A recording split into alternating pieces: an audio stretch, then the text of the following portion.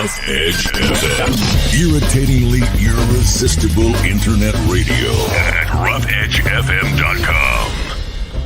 There's so much going on in your community that even in this age of information, it's tough to keep up. This show will help. It's all about what's new, what's happening, and what's out there.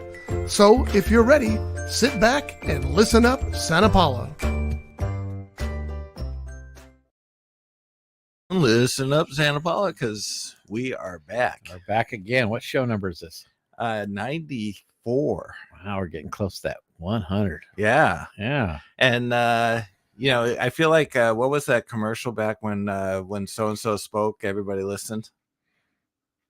Was it like an investment firm or something like that, or Charles Schwab or Merrill Lynch or whatever, one of those things? Yeah, one of those. Yeah. See, that's who we are in Santa Paula. When we speak, we hope people listen. We hope they listen. Yeah, people ignore us like we've been ignored our entire lives. We're getting better. We're almost at double-digit listeners. So yeah. Well, we are at double-digit. We're at triple-digit listeners. Nice. Okay. So, all right. Well, we appreciate all of our listeners. That's right. Yes, Mom. Thank you. Mom and 100 of her friends. Right there you go. So, something interesting came up because we were doing some research on events and what's happening kind of out in the industry and stuff like that. And lately it seems that either friends and families of the people putting on the event are the ones that are pretty much supporting it. Yeah. Or it has to have somebody that's of significance. Yeah. And if it doesn't have either one of those, people aren't coming out and supporting these events. And so we need to change that. Yeah. Because there's a lot of great things that are happening. Yeah. And if it's only just the friends and families that you can count on to come out and support it, ultimately those things are going to disappear. Yeah, that's a common issue right now with a lot of, especially smaller events, as you know. We do support the comedy at the Hangar as well. And I know they sometimes struggle with getting people, and it's always the same group of people. Come for them. 80% of them are the same group of people, and they try and market as wide as they can. And we get some new people here and there, but you're right. It's always the same group of people. And the theater center has the same thing. They have their core group that comes in, and you might get a handful of new people here and there, but how do you market that? How do you turn that around? Yeah. And I think it's really a mindset because people, we do our Spellbound at the Table show. Everybody who comes to that show, and we'll get one or two new people at the event, and they come in and it's like, oh my God, this was amazing. I can't believe that there's this kind of entertainment in Santa Paula or even in Ventura County. Yeah. And so, people are thrilled by it. Nobody goes to it and goes, yeah, it was okay.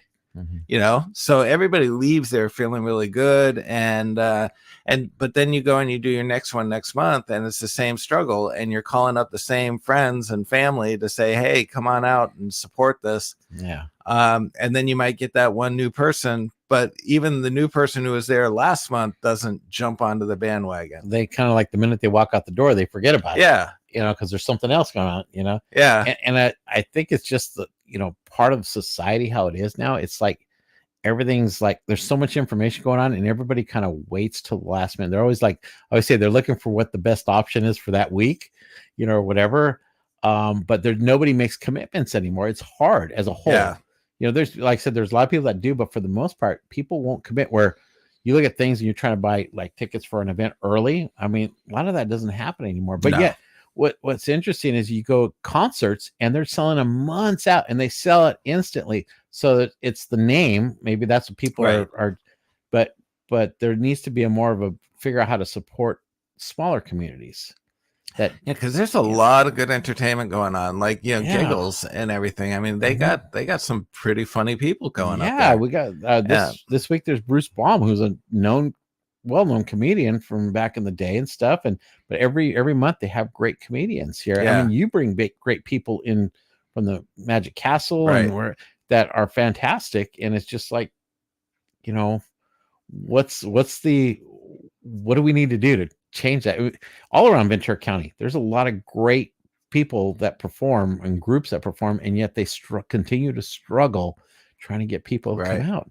And it's not that the entertainment is bad or so. It's like people go and they genuinely have a good time, but then a month goes by and it's like, and it's affordable. I mean, every event that's out here, most of it is very affordable, right?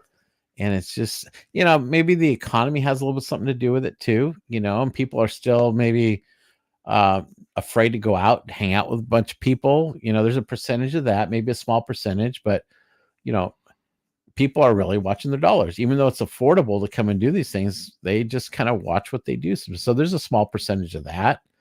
I also think people's lives, when we were growing up as kids, our nights and our weekends weren't jammed. Yeah. You did things with the family. You had a cookout. You went to the ballpark. Yeah. You went to, to the beach. Yeah. And so you did your job and then you came home and it was family time and it was this time. Nowadays, people are going from 7 o'clock in the morning till 9 o'clock at night, full tilt. Yeah. And there's no downtime. Yeah. And they're either running doing something for their kids or something they're involved in. Yeah. We've become a society that's just like on hyperdrive. Yeah, it is. Exactly. Yeah. And then you stop and everybody just crashes because you're so burnt out. So they'll spend time Fridays, Saturdays, sometimes just at home. Yeah, sleeping. or they just decide, hey, we need one night that we stay home and maybe just some friends gather the friends and family or whatever. Because it's Monday through actually Saturdays now because Little League started. Yeah. They had opening day last weekend. And so there's baseball every night and softball starting up too. The youth softball. Every night there's something going on. Youth basketball is going. So here in this town, I mean, the kids are heavily involved in sports, and you just see parents all over the board, all over the place here. So by the time it comes down to, do we want to, after baseball on a Friday afternoon or evening, do we really want to go see a movie or go do this or what? Oh, we'll just stay home. The sad reality is too that the arts unfortunately take a backseat to everything. Yeah. Mm-hmm. If your kid is involved in baseball, man, you are out there at every game and you're out, bringing them to practice and you don't dare miss because they'll get benched. And I mean, but then you get involved in, an art form and it's like, I can't do it this week. Or it's not the same dedication. Well, a lot of it is like, for sports, parents are required to work, because what they pay. It also includes an avenue of them volunteering. Oh, okay. Either it's a coach or they volunteer at a snack bar or whatever they do. So it's not just paying for your kid and your kids playing. It's you're in it, and you have snack duty a couple times during the year or whatever, and it's just like, so you're nonstop. I remember as a parent, when I was a coach too for softball with my kids and Little League and stuff, it was nonstop, 6 days a week. You're doing stuff around it, and you're hoping that parents get heavily involved and help you. And luckily I had great parents the whole time I did that. But and it's even worse now. You said it's just hyper elevated here, and I feel for parents because sometimes they have 2 or 3 kids and they have to go to 2 or 3 different directions. You know? Dad's going this way, mom's going that way. Yeah, and then you have the school element where they're going before school for band or after school activities, and then they do stuff on top of that with youth sports, and it's just like we have so much going on in our community, which is fantastic, but it puts a strain on families. It does, because they have to pick and choose what they do. And we've always talked about trying not to have events all fall on the same day because there's only a limited amount of money and time for parents. And for some reason, we go stretches where we have nothing. And then all of a sudden there's 5 events on one day. And it's just like, why does that happen? We try and do a community calendar, and it's just, it's just an interesting thing. We're doing our chamber awards on April 25th, and we announced that. Well, during the day, there's another event going on for VCLA, for the Leadership Academy, a luncheon, which a lot of the same people that would go to that would go to ours event.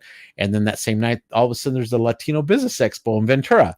So it's just like now there's 3 events on this one day. I mean, we're small potatoes to compare to the others, but it's just like we were trying to strategically find a day that works for the mayor and the city and everything. And that was the one day. And then it just happens to be the other 2 events all of a sudden pop up on the same day. And it's just like, oh, and it's nobody's fault. And we want to support everybody, but it's just like now you have to kind of figure out strategically where you're going to go. And, I'm going to the luncheon because I'm an alumnus from there. And then I got to come down and right away when I get back, I'm going right into our chamber event, so it's an all day thing for me, and it's just like, but that's just the way it is now, and it's just, you don't want to take away from anybody and you want to support everybody, but you only have so much time sometimes. That's true. money. So you got to be careful on how you do that. Yeah. That's very true. Yeah. And if you can get kids involved in your event, that's probably the best way to get people to show up. Oh yeah. Yeah. Because everybody will do something for their children. Yeah. Well, yeah. I mean, as a parent growing up, my kids growing up, it was all about the kids. Yeah. I mean, everything's circled around. My daughters are facing that right now. Everything is about my grandson and granddaughter. It's all centered around them now. Right. And and that's just part of being a parent, so. Yep. Yeah. So I was telling a friend of mine that when we were doing this research, I said, if we can figure out the mystery to this, we'll be very rich because we could sell that and we would make a bloody fortune. Man, there is not one person in this world that's cracked that yet. No, and it's crazy. Figure out the code and you're going to be a millionaire. But the good thing about our county is that we're really good as a county to support in general. Everybody kind of does their thing. We do have these one-offs where it's, I mean, I know you struggle with doing that. The comedy show struggles trying to get people and stuff, but for the most part, there's a huge support system in our county, but we can get better. And it's just, how do we keep getting better and expanding a little bit and stuff too? The museums face this too, of attendance. You want to get people to come in there and they do plenty of classes, and like the art museum focuses on kids stuff now. Getting parents going there and doing their thing. That's how you expose them to all that, right? And it's just, and I was talking to one of our the representatives from Athens, Sydney, the other day at an event on Sunday, Peggy's event, the Santa Paula Times event, the night at the Oscars, and she goes, "Yeah, we're gearing up for event season because this is the time of year where everybody has events, and they got to strategically. There's 3 of them. They have to strategically know where to go, and they're doing 2-3 events in a day sometimes. Wow." But that's their role as their community representatives. But it's just like, so even the larger corporations are strategically trying to put people to make sure they support everything as well. Right. So it's a struggle from top to bottom. It really is. Yeah, it's the nature of where we are right now, and COVID didn't help with that. Yeah, and it seems like everybody's putting an enormous amount of events since COVID to try and make up for things. Even though here we are 2 years later, and people are still struggling, so they're trying to do what they can. And there's fundraisers everywhere now. You look at it. I mean, there was some before, but it's like, it's crazy now how many fundraisers are out there and events are out there. I think it's a lot, heck of a lot more than I remember. Yeah. So, and we have cruise night season coming up in 2 weeks. Got cruise night coming up in 2 weeks. We got the film festival coming up on July 25th through the 28th. Looking forward to that one. Yeah, it's actually shaping up, and we got a few more submissions in. I watched one yesterday. Did you? Yeah. Okay. Yeah, that the one with the gold. The guy with the I gold. haven't seen that one yet. Oh yeah, it's interesting. It's okay. So I'll let you watch it, then we'll talk.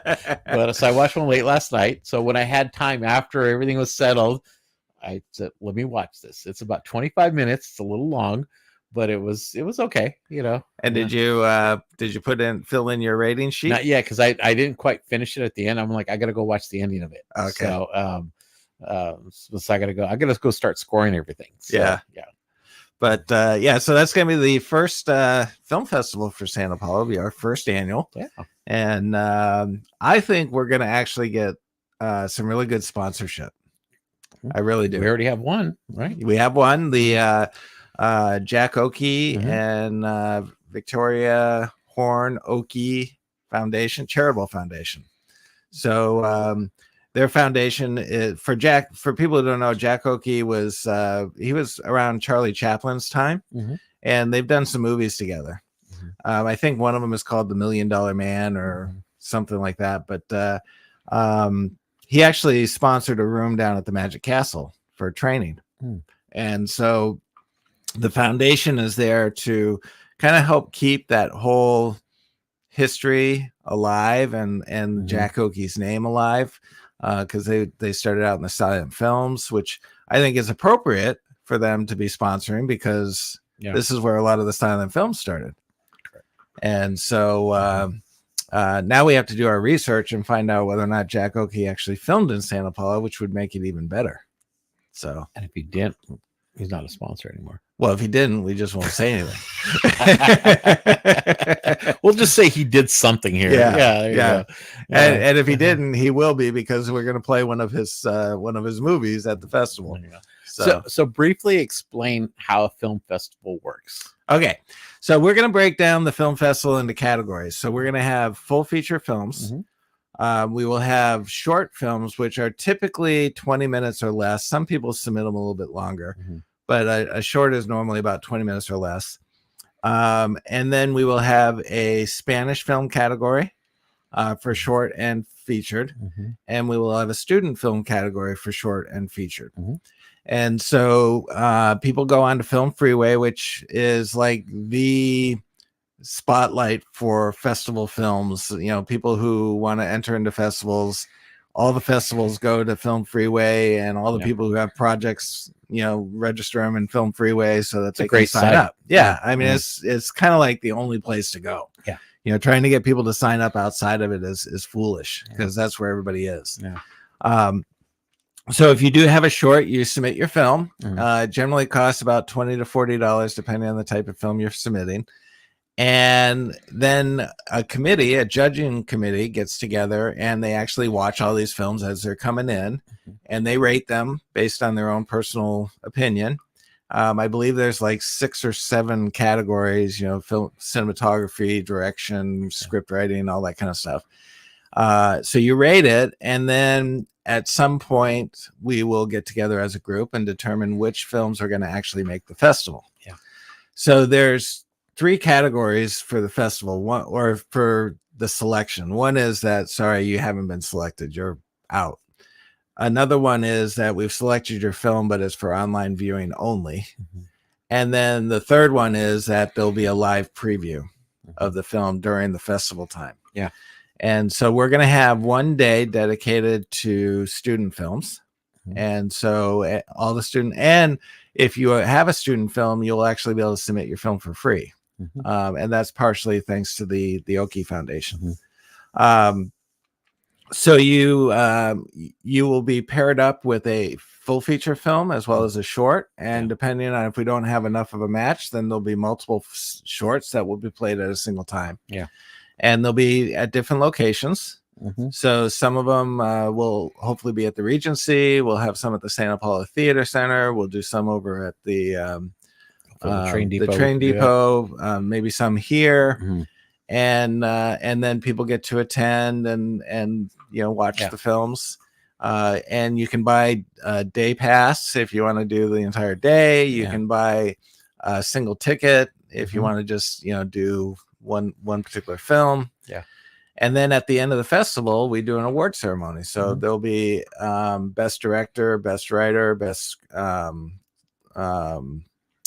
film, you know, best actor, best whatever. So there'll be these different categories, and each group. So the Spanish, the shorts, or the Spanish, the students, and the regular festival will all win these awards, both for shorts and for full featured. Good. So, and a lot of people use these. They give out what they call laurels. So it's like these little leafy things that says, "Congratulations, you've been accepted to the Santa Paula Film Festival." And then people will put that up on their site saying, "Hey, we just got accepted to this festival." And then you'll get laurels for best picture, and you'll get laurels for best actor. And so a lot of people use these to help promote their film so that they can hopefully get picked up and shown on online streaming and things of that nature. If a student film gets selected for ours, and maybe they get selected for another one, could lead into them getting, like it's a large distributorship, right? Yeah, Like somebody through a sees it Netflix or something like that with the online streaming platforms, right? right. Yeah. Yeah, and there are platforms out there that you can. There's a platform called Film Hub where you can upload your video or your feature, and if they accept it, then they'll help you get it into these different streaming sites. Yeah. And then there are distribution companies that will, you sign a contract with them, and they'll market it out to different things. So the hope is that your film gets picked up or recognized. And I'm excited, and I know we talked about. I really wanted to focus on student filming because we have a lot of sharp students in our county that are doing filmmaking. Yeah. In both English and Spanish. And it's great to see what they can come up with. Right. And so there's another avenue for them to do this. I know in Santa Paula, we have a McKivitt School that's doing filming and film projects there. And they are making these short films, and I'm hoping that they would participate, and the school district in general, and maybe other school districts in the county that are doing the same thing. They would come in and use this as a avenue to kind of showcase what these kids are doing. And there's really no reason not to, because we're doing it all for free for the student films. Yeah, exactly. So, but it's really interesting to see what our next generation of filmmakers, what they're doing. And we are going to guarantee entry into the festival. Yeah. So they will automatically be entered at some form, even if it's being able to show it in front of their family and friends, and there's a place, in a movie theater. How cool would it be to be a 5th or 6th grader, and you're showing your film on the movie screen with your family and friends, and it would be just so cool to see that. So so we're excited about that. That's the portion I'm really excited about, that we hope we can generate some interest in that. And hopefully the school districts all get behind it too and help support as well. Right. Because you never know. There are others, like Ventura has a film festival, but it's not really a festival. It's a film. I don't know what you would call it. But they will periodically take a film and they'll show it, they'll promote it and show it and everything in the theater. So I think I don't know that Oxnard has one. Not that I know of offhand. Yeah. And so for Santa Paula, it's going to be, aside from Ojai, I don't know that there's really any other festival. And I think Santa Paula is such a fitting place because of how the films started here. Yeah. But it just gives people in this county another avenue to do, because I don't know if some of the other ones that are nearby do, like even Spanish speaking films or student films. Is there a huge focus on that? And besides the other portion of it, because you go to like Santa Barbara Film Festival, that's a big festival.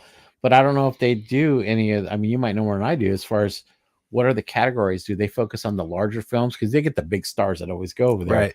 But do they actually do an element of student films or other types of films that if that they do, it's push? not highly publicized. Exactly. So they do this in Hollywood and LA all the time. They have these festivals they have some for the students, but it's like, we need to do that here too. Yeah. And give other people opportunities. There's a lot of creative people here that you see on TikTok and all these things that they do their little videos and stuff. It's like, imagine if you give them a platform that they could actually really advance on that. How cool would that be? Yeah, and I think that's one of the things that makes Santa Paula unique, and even at the House of Magic, because our whole premise is about providing opportunity. There's so many people out there that will never get an opportunity, and I think that's what's great about this community is it's like, we don't care how little you are, or maybe you're not the most talented person, but we're going to give you a platform, we're going to give you an opportunity to. And we do that with the chamber with our events. I mean, we do, when we were doing our larger festivals, we would ask bands that traditionally aren't getting opportunities to play in larger festivals, and they would come in and they would do. We had a band that came in 3 or 4 years ago and was having a hard time cracking into the area. Brought them in, they played, they were awesome, and guess what? All of a sudden, people saw them and they wanted to hire them.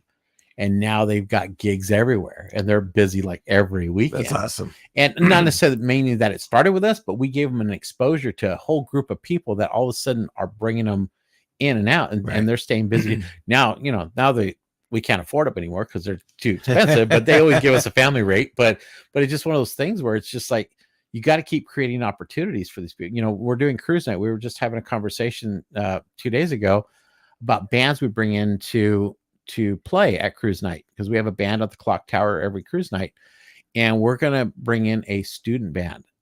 They're up and coming, they're brand new, they're just learning.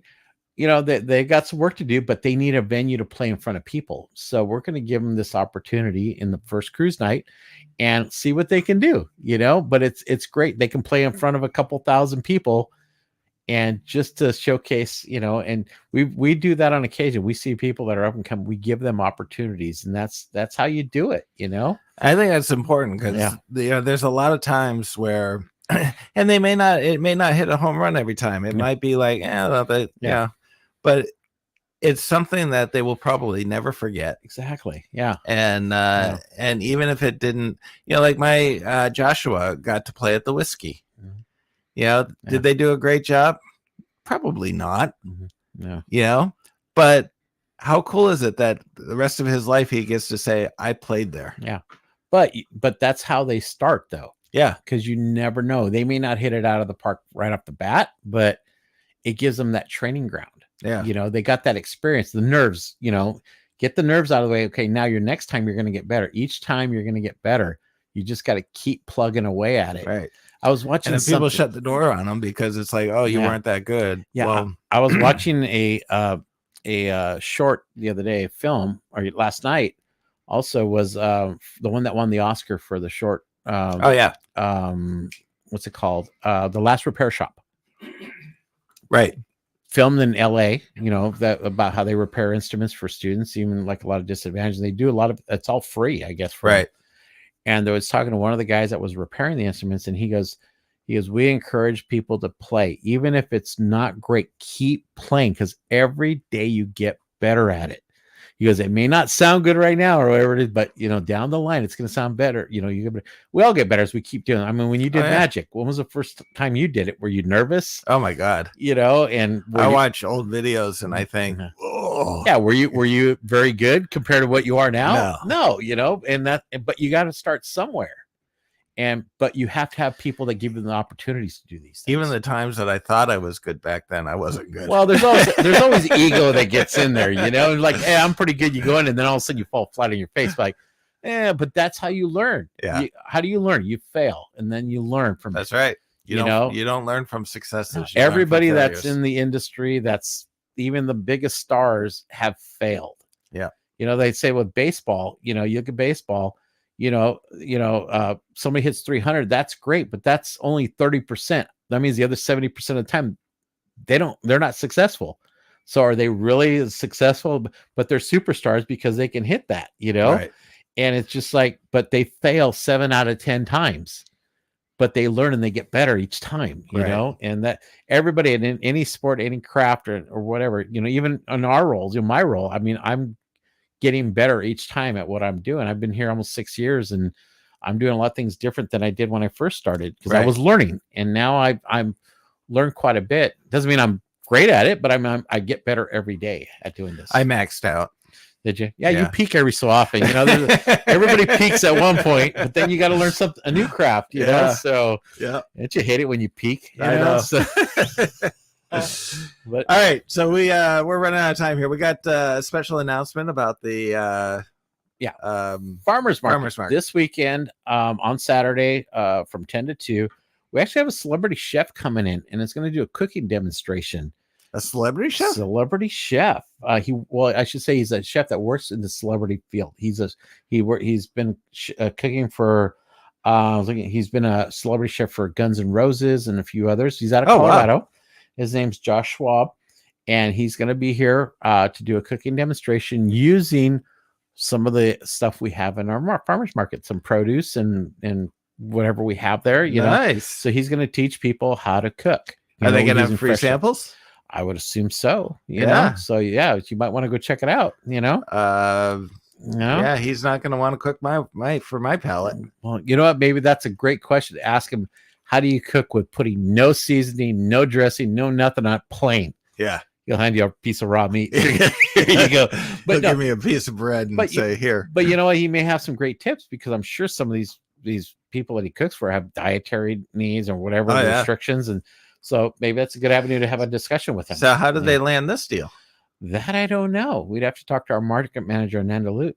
So, but yeah, she notified us that they're going to have that. She's posted it on social media, and we're going to try it. But what a great way to go visit and see a celebrity chef that actually knows how to cook using whatever he's got in front of him. That's awesome. You know, so we'll see what it goes. It's kind of a big deal for us. I need to tell Julie about that. Yeah. So it's from 10 to 2 is the market.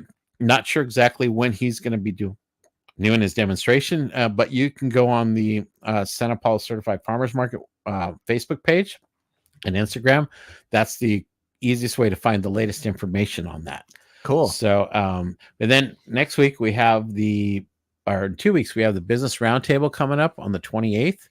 And that is we're going to have a couple speakers that are going to talk about certain things that are going on in our community. I'll be speaking. The city will be speaking. We'll bring in a few people about some business training. We're looking at some other options too for maybe addressing the ADA compliance stuff that's going on right now. And then we have the chamber mixer. Do you know where that's at this year or this month? No, the chamber mixer Yeah, is going to be at Palazzo. Oh my goodness! The chamber mixer this the month. Mixer. Wow, senior moment. Big time. I was thinking of the awards. I was still hooked on that award ceremony. You peaked, and now you're going downhill. I did. So, oh my goodness! I'll have you notice though that the intro and the production quality for today's show was flawless at the beginning. Okay, well, it hasn't ended, but it was flawless. You're going down in flames right now, so it's going to be here. Yeah, I was setting it up for you to talk about it. It's going to be at the House of Magic. Yeah. March 27th. We're going to give people an opportunity to experience a modified escape room, so they can kind of go in and get a little bit of a feel for that. We're going to have some magic for them, give them a little show, and tell them a little bit about what we're doing with our school programs. Yeah. And so that'd be great to talk about that, what you're doing. Yeah. School programs. That's important. Yeah. And so that goes from 5 to 7:30. 5 to 7:30. Or 5:30 to 7, excuse me. So I'm not you've there you go. Got it this way. So I did. So 5:30 to 7. 5:30 to 7. What's the address? It's 15500 West Telegraph Road, Suite B15. Yep. And if you see a guy driving around Santa Paula with a hoe and on a bike, you can ask him because he found us last night. But we've had the mixer here before. Yep. So it was a fun time. We'll have some appetizers, some drinks. We'll do some of that stuff. Little snacks and stuff. But it'd be a great way to help, one, promote your business, two, to see what goes on here. I mean, there's a lot of things happening in this place here. Yeah, there is. You know, we'll talk a little about the podcast. Yeah, we'll be showing people the studio. Yeah. And then, but yeah, it's our first mixer of the year. So we're excited about that.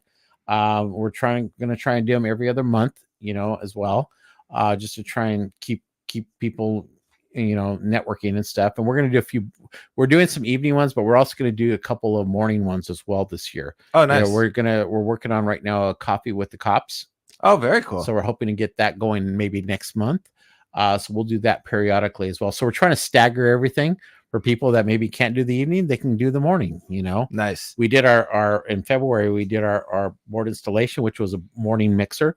And so now we're turning around, we're going to do an evening one. And then the next one will probably be something in the morning. There was a great write-up about that on the Heritage Valley Tourism Bureau website. Yeah. Whoever wrote that was awesome. It was amazing. Yeah. AI, right? And the pictures and well, here's the deal. This is how I work AI. Okay, because I don't want to stifle my writing ability. So I actually write it out. And so I fill it all out, write it all out, and then I give it to AI and I ask it to critique and to grammatically check things. And it does a great job of spelling wrong words, whatever the case may be. But then it adds things to it that are kind of weird. Like, it's like, that's not the way I speak or write. And so I kind of clean that stuff up. Yeah. And so I find that it's a great tool because you get rid of your editor. You know, you're always having people proof things and they miss things. Well, this doesn't miss anything. No. And but then it's also important to make sure that you can still keep your ability to write. Yeah. You know, I'm having to do that when I do the exact same thing. I write something, I'll put it in there and I'll ask it to look through it and stuff. And then I have to change certain words because I'm like, I don't say that. You know, I don't. So I have to go back and take a sentence out and here and there, and I'll kind of format to kind of how I know that I present it, you know, I mean, it's great when it puts it out. It's great, but then you have to really take a second look at it. I've discovered, by the way, you know how you can tell something is like an email if it was written by AI or a letter. If the opening line is something, I don't know if for exact, but it's something about I hope you are doing well today, or I hope your day is going well, something like that. If that's your opening line, AI adds that to every email and every letter. If you ask it to write it. I've took that out because I'm like, I don't always do that. You know, I'll do I hope everything's going well. I'll do something like that when it's more personal stuff, like quick email. But I don't. I noticed that it does certain things like that. So you can always tell it. I got a letter from somebody in an email, and that's how it came in. And I'm like, all right, you didn't write this. Or they use some big words, and I'm like, I don't even know what that word means. And so I'll have to scratch that. Anyone reading this is going to know I had nothing to do with it. They're like, I know he doesn't know what that means, you know, or you think it's something else, you know. But you do. I mean, AI is a great tool, but you have to make sure you go back and take a look at it. You can't just put AI and then send it. It just doesn't work. And you know, it's also important not to, because stuff like technology like this is going to dummy you down. And so it's great. It's an awesome tool. It will guarantee that what you know, I used to put out emails and I would have, instead of saying improv, I'd say improve. And I would always have like these little mistakes because you don't have somebody there to proof you all the time. And now with AI, I can give it my email and it proofs it, and I can send it with confidence. It's a great tool to help structure a press release, because I use that. Sometimes when I put a press release out, I'm like, oh, that doesn't sound great, you know? And I'll run it through there and it'll format it for me a different way. And I'm like, okay, I get it. And then I go back and add a couple things or take some things away, but it helps me structure it better. And if you learn from it, that's awesome. Well, if you just take it and close your eyes and just send it, look at what it's doing, why it's doing it, how it's doing it, and then learn from it so that you can. I did that the other day when I was writing something, and I'm like, no, I got to structure it different. I was thinking about it instead of just writing it, you know? So it is teaching me how to do stuff. And then when I put it through, it wasn't a whole lot of change. It corrected some grammar and all that stuff, but it didn't really change a lot. So I'm like, okay, I'm actually starting to figure this out, you know? But it's always good to have that. People, our businesses should be using this in that way. As they're writing these on social media, they're putting out something to promote their business or an event, and they put it out there. And sometimes I look at things and I'm just like, man, they should have done that a little differently, you know? And maybe that's a tool that they can use to help structure how that one paragraph works. Well, you can write something that, I tend to be very analytical because my background is accounting, and so I don't necessarily write things with that marketing pizzazz. So it's nice to be able to write something, and then all you have to do is take that paragraph and say, hey, AI, turn this into a marketing piece. And then it will, enhance it to give it more of that marketing flair. I do that. I did one where I just put on there after I wrote it, I said Facebook post, and it put it into a post that was just like, oh, that's actually kind of cool. And I just had to change a couple things, or I'll say, if it's a 3 or 4 paragraphs, I'll say, put it down into 2 paragraphs, and it'll take the elements of the 4, structure it down to the 2 paragraphs. And then I go back and check to make sure nothing was missed. So it's a really good tool if you use it the right way. What it's intended for. Not to don't let it dummy you down. No. But use it as an educational tool. And we should look at doing something as far as a training. I know the EDC Development Collaborative has classes right now on that, on using AI. I think Weave is doing it, Women's Economic Ventures.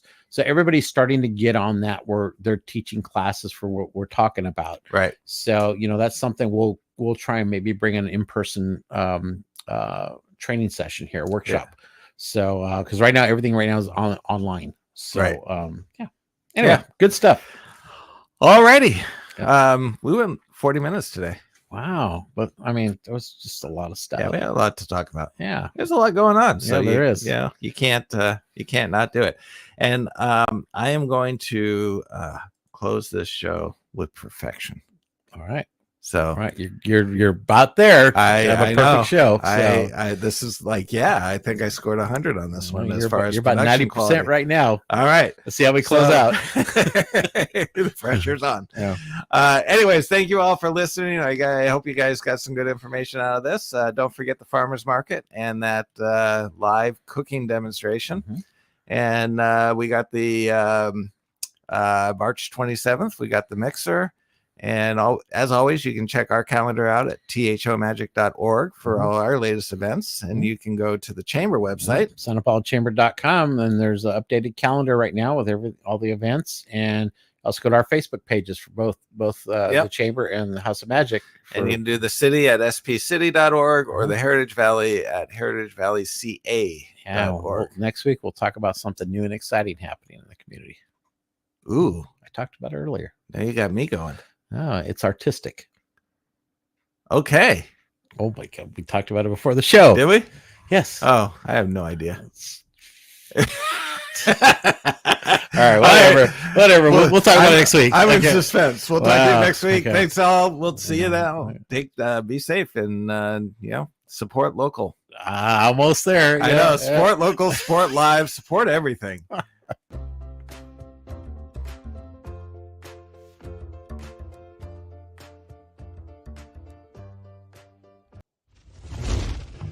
This has been a Rough Edge Studios production.